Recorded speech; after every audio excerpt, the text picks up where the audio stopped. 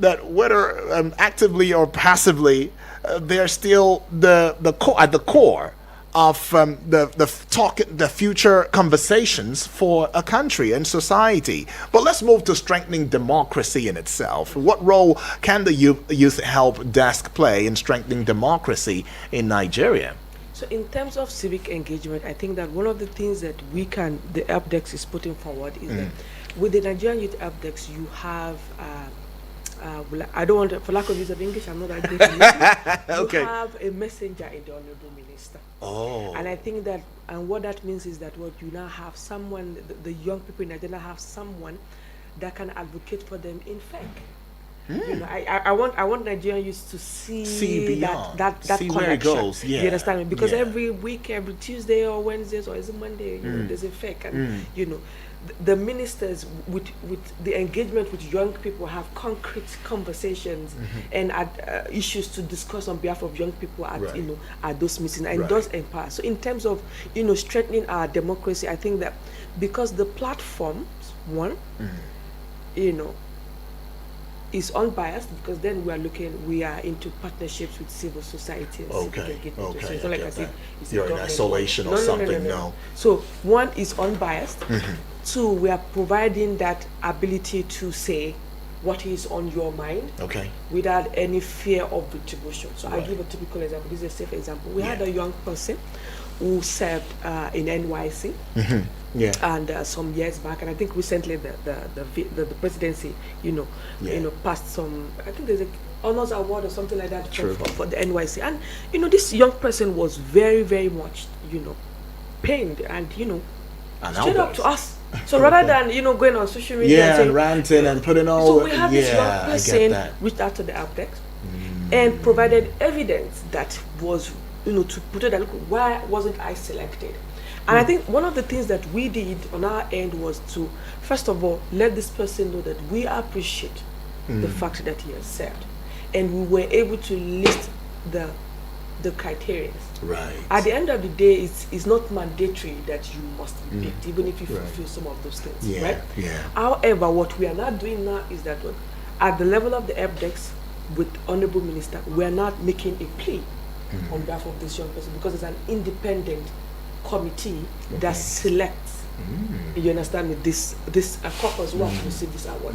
So the Honorable Minister now, on behalf of this young person, will be making a plea to say, look, I mean, based on this, if he has consider, fulfilled, then whatever the case might be, whether or not it's a positive or a negative, we are able to provide a logic explanation for this young person.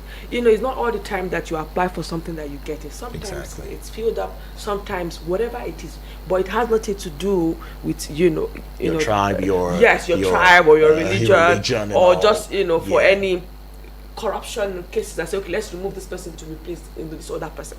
So and like I said again, those are those things that we feel that it's very important for democracy, because I think one of the things that's important for democracy is young people being able to say their mind and saying it in a safe place.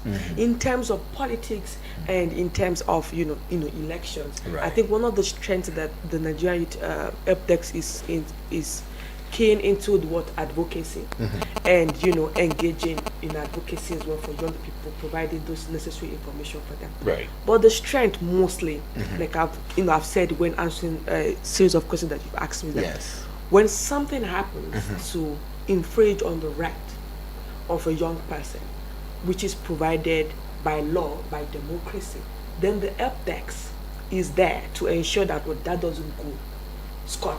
Do you understand? That doesn't swept under the rug. And that is the way we are strengthening democracy. We might not necessarily support young people to run for office, or provide those things, or even change the old constitution of the Federal Republic of Nigeria. But if the law of democracy has provided certain things for young people, right? The only way young people can continue to believe in democracy is if it works, right? And one of those ways to know is if your right is protected, if you feel safe, or you have a safe place to say, look, what you're doing, is not great. Right. Or you have access to opportunities. as a young person. So in that aspect of implementing, that is the strongest suit for the help desk. Awesome. Well, you've made it clear that the help desk is one that is allowing for inclusivity. So promoting accountability to would be one question that Nigerian youth listening now would want to ask. How is the help desk encouraging accountability from leaders? I mean, it's a very poignant question.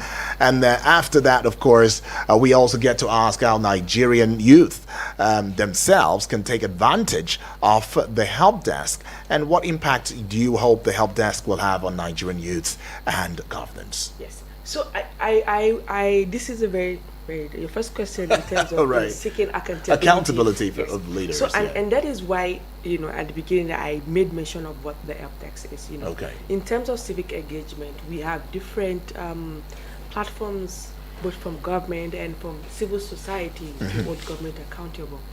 Don't forget, the Nigerian Youth Help Desk is also a government program. Yeah. That's And right. so the way we do things is that we are able to table numbers to certain agencies and even tap into existing platform to seek accountability. So what do I mean? For example, the Federal Ministry of Youth is an agency, the Police Commission is an agency, but then we had police officers who did this, right? Okay, yeah. And we have, I think there's another case I would mention, the